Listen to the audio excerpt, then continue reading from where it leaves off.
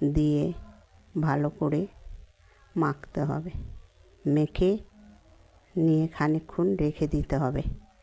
এরপরে কড়াইতে তেল গরম করে মাছগুলি সুন্দর করে ভেজে নিতে হবে।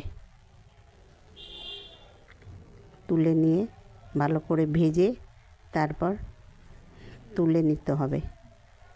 তুলে নিয়ে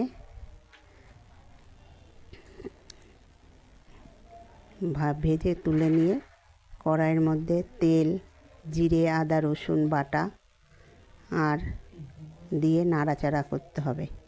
এরপর দিতে হবে পেঁয়াজগুলি দিয়ে দিতে হবে, লঙ্কার গুঁড়ো, জিরের গুঁড়ো, ধনের গুঁড়ো সব দিতে হবে। দিয়ে